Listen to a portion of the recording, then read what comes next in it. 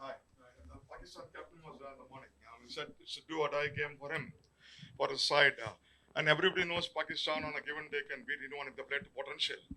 Keeping that in mind, how's you going to plan for the game tomorrow? I think we'll plan for the game how we've been planning for all our games. We had our meetings today. We went through the Pakistan team, the threats that they bring, their strengths, and obviously their weaknesses. So I think probably in a basic form is to exploit those weaknesses and nullify their strengths. But like you said, Pakistan are a dangerous team. We know that they haven't played close to their best, but tomorrow could be that. Make sure that we're ready for that. So we can take spin. Will there be any changes? The wicket. Yeah. See, generally the wicket dead spin. So are going to be any changes in your side to suit the conditions? Yeah, definitely. We haven't finalized the team yet. It's the first time we're having a look at. We haven't seen the wicket yet. It's still under covers, but generally, but definitely, you can expect for Shamsi to come into play. Temba, just how are you feeling, and how frustrated was it for you to sort of miss those two games? Feeling a lot better, thank you. Do feel close to normal physically. Yeah, obviously as a player, you want to be playing. Was frustrating. Um, there wasn't really much I could do from that point of view. But I think comfort in the fact that Aiden came in as the leader and he did a very good job. Reza as well with the opportunities that he is given, he did what you'd expect from a replacement player. So I guess from that there was comfort. But yeah, I'm feeling a lot better. Hi, Timba. So, 5 matches, and in 3 of them, you have scored 350 plus. It's kind of that's you have set it as a par score for your side. Uh, con- uh, is it something premeditated that you had with a similar plan set while heading into a match? Because the last 2 games you happened to play in Mumbai, where it was kind of a belter of a wicket, but in Chennai, it's kind of right opposite of what you played. So, how premeditated you are, and what are your plans uh, regarding how are you going to tackle the situation of the wickets quality switching so rapidly? So I think what we've done well is that process within our betting of assessing the conditions, looking at what we need from a skill and option point of view to be successful, and that's what we've done well. So I think the process in itself, betting here in Chennai, that's not going to change. We'll assess the wicket, and I guess come up with options as to how we can be successful. And if the opportunity is there for us to score 350, we'll do so. If not, we'll make sure we play what's happening in front of us as best as we can. Hi, Temba. How much of a motivating factor has the chokers tag has been for the South African side in being this such a scary side in this tournament? Mentally, how has it affected the players? I don't think it's given us any extra motivation, to be honest. I think we probably looked at ways as to how we can maybe divert our attention away. Not necessarily using the chokers tag, but how do we address and deal with the precedent expectation? We understand that as the tournament progresses, the more we keep playing well, that's going to come to the fray. But I think we've developed ways as to how we can, I guess, divert our attention and focus on the important things. Like I said, it's still early in the tournament. There's still going to be pressure situations that we're going to overcome. If we stumble, we'll probably have to deal with that tag again.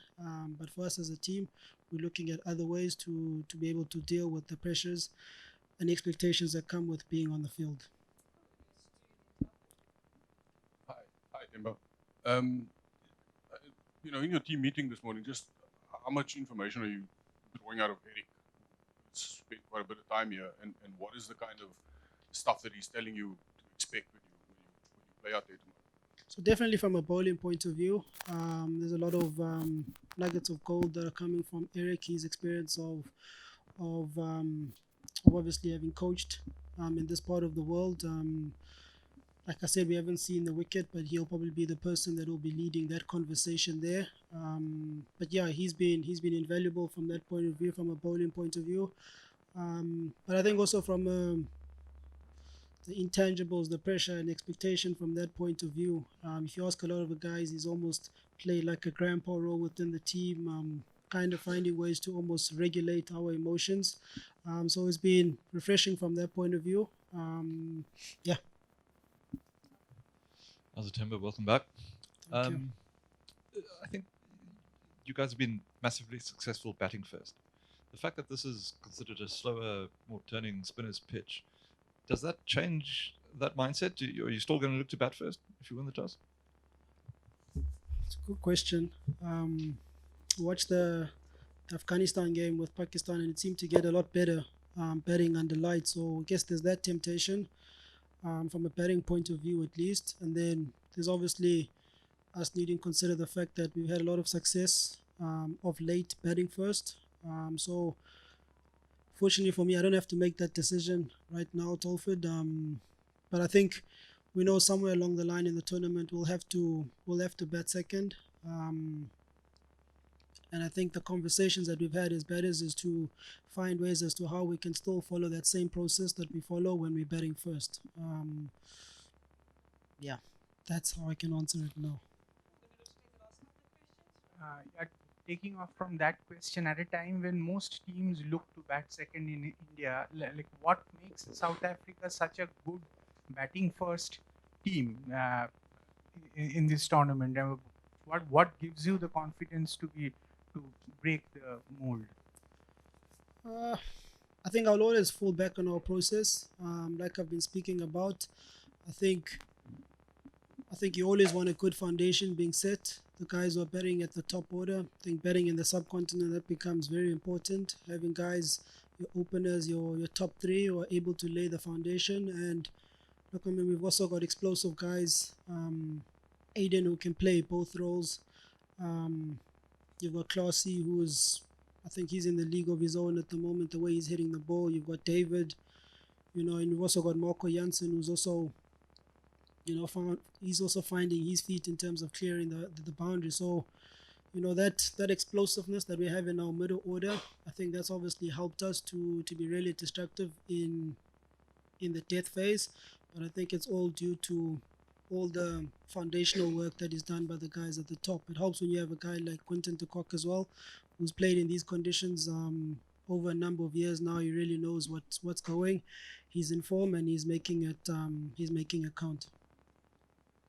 Temba, Pakistan looks unsettled team from the last three successive games they lost, and their bowling look also unsettled. Do you think it's your advantage as a team, and do you think that Pakistan can bounce back as they do in previous ICC events? Definitely, we wouldn't write out Pakistan starting the tournament. I had them as the top four teams at the end of the group stages. So that's the amount of respect that you have for Pakistan. We don't have a great record, to be honest, against Pakistan in ODI. So I think with everything that's happening around their team, the things that are not happening well for them, I think that humbles us as a team, and it really gets us, I guess, to just pull ourselves back and make sure that we still focus on playing good cricket. I saw a comment that described Pakistan as mercurial.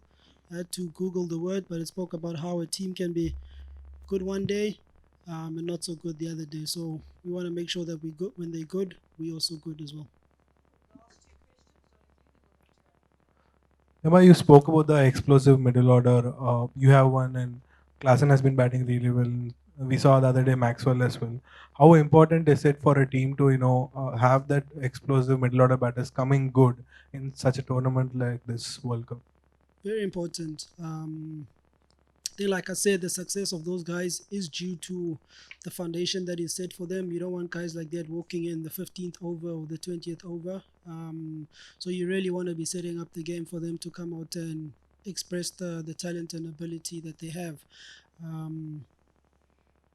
I mean, the confidence that he has, that he's exuding at the moment, it's rubbing on a lot of the guys within the team, within the conversations that we have. So, I mean, that's great to see. And I guess for us as players is to support him, to make sure that he keeps going stronger and stronger with those performances, but also for other guys as well to come in and put in those inspirational type of performances that we're seeing from him.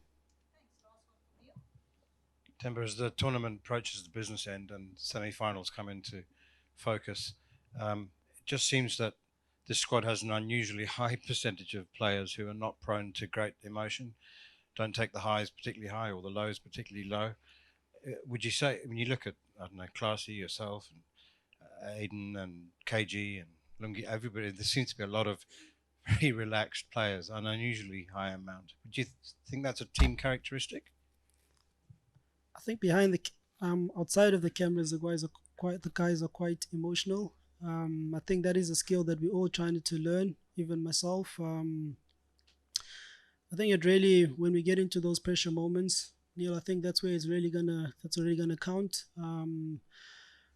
We've had conversations around it, but I think the real, like I said, true sense is gonna come when we get past those situations. But we're doing all we can in terms of to prepare ourselves as well as we can to let go of the outcome and really focus on our process. And guess not be too overly invested emotionally in what it will look like if we are in those positions. I think it's also the understanding of knowing that we've come across a lot of challenges as a team to be in this point. 5 games ago, we weren't probably seen as the favorites, but now, there's a lot more positivity around the Proteas and the South African team. But yeah, I think the whole cliche way, we're trying to take it day by day, and keep enjoying our processes and the journey. Thank you.